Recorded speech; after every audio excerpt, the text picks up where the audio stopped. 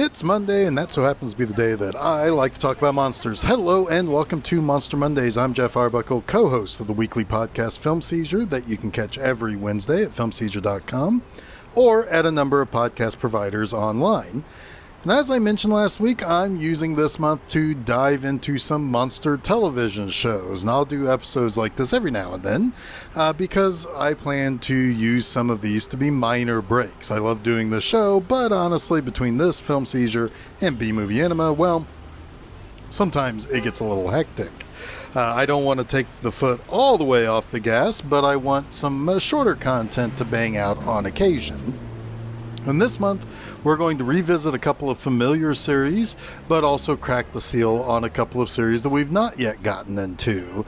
And when it comes to monsters, there are really only two ways to start this little theme month. And that would be Kolchak and Doctor Who. The Doctor has to wait for next week because after talking the Night Stalker and the Night Strangler, I was ready to get back into some of the Kolchak business. Kolchak the Night Stalker was an ABC series that ran for 20 episodes starting in September of 1974 and ran until March 1975. While the series would have a huge following and would run often in syndication ever since that would build that huge following, the show, well, it wasn't a success, and more on that in a minute. And after two fairly successful TV movies, the aforementioned and previously covered The Night Stalker and The Night Strangler, writers Richard Matheson and William F. Nolan completed a script for a third TV movie called The Night Killers. The idea surrounded android replicas that were infiltrating big business and government. They submitted it to ABC, but the network decided that they wanted a weekly series instead. Okay, fine. That makes a lot of sense. The two TV movies were successful, and Darren McGavin was fantastic as the slightly annoying everyman who sought truth in reporting. But here's where the turbulence would begin, pretty much immediately. ABC needed to negotiate the return of McGavin, and he wasn't too much a weekly series kind of guy. He was in movies. He would do TV movies, but I suspect he wasn't all that interested in doing Kolchak every week. He would eventually agree to return, but it was only after serving as an uncredited executive producer on the show. Okay, great. McGavin is back. Fantastic.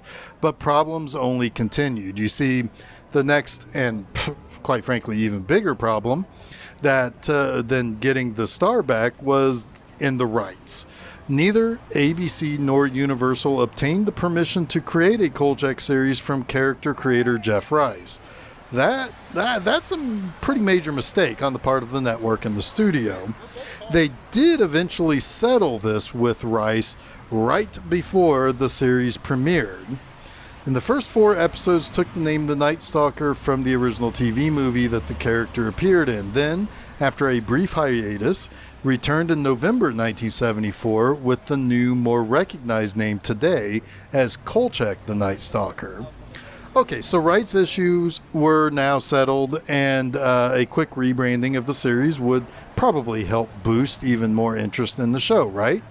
Oh, absolutely not. ABC, the network who wanted the series instead of the third film, put the show on Friday night at 10 p.m. That's an awful time slot for almost any show. It's especially a terrible time for a series meant to attract a slightly younger audience, particularly teens and people in their early 20s who were likely out at the movies with their buddies and girlfriends. Friday and Saturday nights have always been bad nights for TV shows, but it's not impossible for time slots on those nights to work, especially on Friday night. Case in point, ABC's 80s and 90s TGIF lineup, but that was because those shows were meant for families with preteen kids, not kids who were 16 to 18 years old and older. X-Files was a pretty successful series on Friday nights, but that was Fox and that was 9 p.m. and that was geared towards nerds like me who like monsters and sci-fi. Now, ABC completely fumbled the ball with Kolchak immediately. McGavin was unhappy, and with his growing dissatisfaction, the show was canceled after only 1 season. ABC kept rerunning the series until September 1975, when it pretty much completely disappeared in its original 50-minute format. However, they did take a few episodes and they cobbled together to create 2 TV movies in 1976, and McGavin did help with some voiceover to help kind of bridge the content to smooth out the continuity, but otherwise the individual episodes were more or less forgotten. That is until CBS came along and bought episodes to show as short CBS late night movies. And the return was so successful that they kept bringing it back through the 80s. Eventually, all 20 episodes were finally seen in their original formats for the first time since 1975 on the Sci-Fi Channel in the 90s, and that's where I saw the series for the first time. Eventually, home video came along, and the series would finally get its place as a cult classic favorite. But it all begins right here with episode number 1, The Ripper. And I love how unassuming this series always starts, at least the episodes in the series. There's a pleasant whistling that McGavin does as he comes into the newspaper office, fixes a cup of coffee, tosses his hat onto the hat rack only for it to miss and fall to the floor, and he types away on a story until things get a little dark and mysterious around him, and he quickly turns his head for it to freeze frame as if he sees something scary right next to him. You see Kolchak's kind of goofiness and the whistle and the missing of the hat rack, but also his diligence in his work as a newspaper man. Then, as things get dark and spooky around him, it tells you everything you need to know about this show.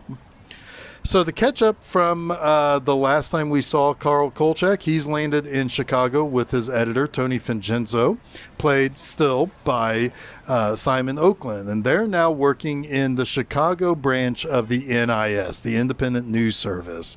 The INS is a small wire service. Now remember, Kolchak can't exactly get a job at a major paper anymore, and Vincenzo put his neck on the line for his reporter too many times too, so it's this small wire service for them. Now, Kolchak is writing a story about a string of murders of young women in Chicago, but the story actually begins before that.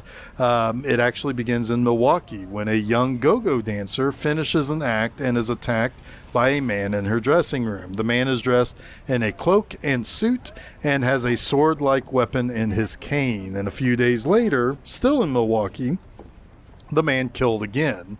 A day or two later, Vincenzo and Kolchak argue over the latter's handling of a story about a bank robbery. His punishment? Well, Vincenzo is sticking Kolchak on the advice column while Miss Emily, quote-unquote, the character who answers the advice column, is on her vacation. Kolchak gets fed up and ends up getting tied up in this series of killings when the killer from Milwaukee arrives in Chicago.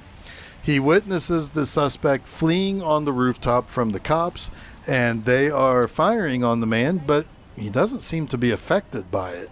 He's even able to jump down to the ground and lands on his feet and immediately is able to fight off a dozen more cops before escaping. All the while, Kolchak snaps pictures of the action. Now, unfortunately, none of his pictures come out because he uses a teeny tiny camera with a teeny tiny flash and pretty much needs to be closer than 20 feet to the action at nighttime, and really he doesn't capture much of anything. But Kolchak does name the man the Ripper and states that no one agrees on what they saw that night.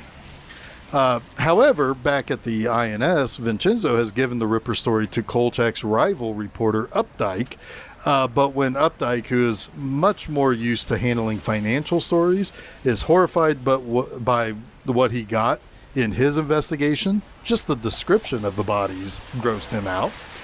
Kolchak decides to get involved despite Vincenzo's irritation and direct order not to get involved. But to help Kolchak get caught up with what other reporters saw, he talks to Jane Plum, who he says always complains about her weight, but he suspects that it isn't water that she's retaining, but the 6 meals a day with snacks in between that she takes in to keep up her energy. These two have a sort of a warm adversarial relationship, but Plum says the Ripper removed the Chicago victim's kidneys, just like Jack the Ripper did to his victims some 75 years ago. That night, the Ripper strikes again and kills yet another masseuse, just as he did in Milwaukee. The second victim in Milwaukee was a masseuse. Kolchak interviews a couple who got in a car accident nearby. They hit a man in a cape that darted out in front of him, and the man walked away seemingly unharmed. Kolchak finds out that Jane is interviewing men claiming to be the Ripper. He tells her what he found out about the other Ripper cases across the world over the decades. He believes that this is the same man as the actual original Jack the Ripper. Every series of murders involved 5 killings, and there are 2 more to go in Chicago. He's worried that Jane could be one of them. He goes to the massage parlor to try to set up a situation to watch out for the Ripper, but ultimately gets arrested by a cop posing as a masseuse. When the Ripper does attack shortly after that, it gives Kolchak a chance to get back into the chase and once again sees the Ripper escape from dozens of cops all opening fire on him. The Ripper even survives an electrified fence but is weakened by it. The cops arrest the Ripper, toss him in the max security cell, but the killer escapes by essentially just knocking the door out of the cement frame that it's in. Kolchak tells the cops that the fence was the key. The Ripper had to escape New York from a previous series of killings because he was actually afraid of the electric chair that the New York state uses for its capital punishment. Kolchak finds out that Jane may be running directly into a trap set by the Ripper, and sure enough, she's approached by the Ripper and killed. Kolchak doesn't know that yet because he realizes through one of the letters he was supposed to answer as Miss Emily that a creepy man with, quote, X-ray eyes lives in the same part of town where Jane was supposed to meet the suspected Ripper. He sneaks around this guy's house and sets an electrical trap for the killer, and when he's discovered, Kolchak is able to escape after finding Jane's body and lead the Ripper to a small retention pond where he sets off the electrical trap and seemingly kills the Ripper. And it also sets fire to the house when the cable used in the pond overloads the fuse box and lights the whole place on fire. Kolchak is in a little bit of hot water with the police after they find nothing but some old clothes in the pond and pretty much try to hang an arson rap on Kolchak for the house fire. But the only piece of evidence that remains is a single shoe made by a London shoemaker that discontinued the style over 70 years ago. Now it's time to do my 3 things that I like about the movie, or in this case, show that I featured on this week's Monster Mondays. Every week I find 3 things to highlight that I like about that movie or show, and it doesn't matter how bad or, in this case, how good the first episode of Night Stalker is. I still find 3 things that I will highlight. And first up, this episode doesn't really miss a beat whatsoever from the tone that the 2 TV movies laid out for Kolchak's adventures. This is a pretty darn dark series, at least in the underbelly, and I'll get to what is really more on the surface here in just a moment. But this is an episode of broadcast television in 1973 that was expecting to have a relatively young audience that deals with Jack the Ripper, the serial murder of go-go dancers and masseuses, the discussion of ghastly details of missing internal organs, and kind of sexual perversion. That's kind of wild that they could get away with that even in the 10 p.m. time slot. This doesn't really pull any punches with that dark horror tone, and I'm guessing the TV movies came with some sort of viewer discretion, and I would have to assume the same here. I know one could potentially say that this episode does seem to kind of follow some of the same beats that the 2 movies do, even down to Kolchak sneaking through a creepy dark mansion as he did to find that vampire in the Night Stalker. Still, this is a great introduction and setup for people to watch the series. Now, second, like I mentioned, while that overall tone is quite dark on the underbelly, there are so many little things that take place that bring with it some pretty good laughs. Kolchak's relationship with his editor is always full of funny back and forth between Darren McGavin and Simon Oakland. It goes a little beyond that, though. There are two little things that end up having a pretty funny payoff later in the episode. First, it's that whole subplot that Kolchak is supposed to be answering every Miss Emily letter sent to the INS. Of course, Kolchak is trying everything he can to not do that. He did read out loud for us a letter that was about a man with X-ray eyes, and it sounded like a crank letter at first, until he puts two and two together about where Jane is meeting the Ripper. And the second, it's the whole thing Kolchak said to describe Jane Plum about being fat, though she's not really fat. But it's something that she talks about a lot to Kolchak, about retaining water weight, and is always walking around with a big bag of jelly beans in her purse and so on. And so when Kolchak goes to the apartment of the little old lady who wrote the letter about the man with the X-ray eyes, the first thing is just the whole interaction with this little old lady who likes to nose around in people's business with a telescope in her window. But when Kolchak asks about the weird man across the street and who he might have met on this night, the old lady tells him that he met a woman, and when he asks what the woman looked like, she just says, fat, which of course it calls back to Jane Plum. It's a perfect setup and a payoff, and a perfectly timed scene between McGavin and the little old lady. It's the little pieces of humor that gives this show so much of its personality, even more so than that darker underbelly that most people probably think of first. Now, thirdly, I like our monster, Jack the Ripper. Jack the Ripper is a really interesting unsolved mystery. In fact, I'd even call it the greatest of all unsolved mysteries. Every so often, someone comes along with a really well-researched and thought-out investigation of the murders and claims to have found the best evidence to date of who Jack the Ripper really was.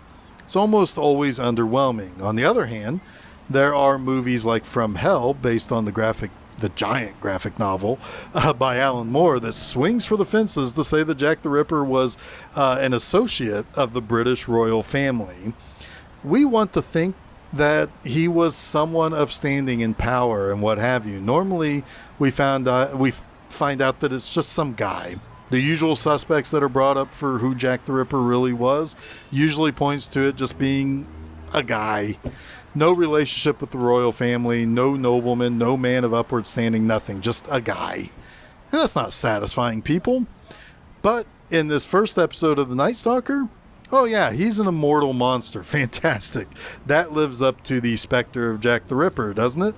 Sure, that calls back the Night Strangler because it means that Kolchak has to find out about other cases that involve these murders and discovers that it's always a certain number of murders and so on. Still, Jack the Ripper as an immortal monster that just goes around and kills women who might be doing jobs that are kind of sexual in nature, yeah, that works for me. That works for me a lot.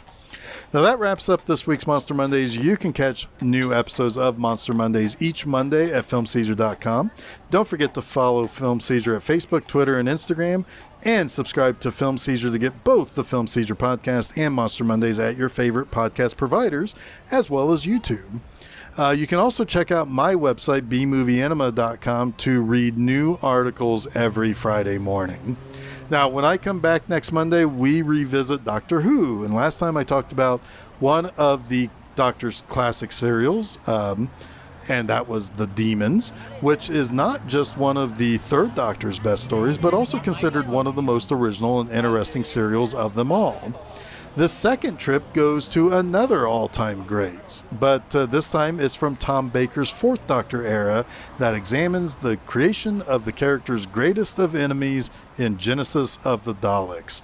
So until next week, stay spooky.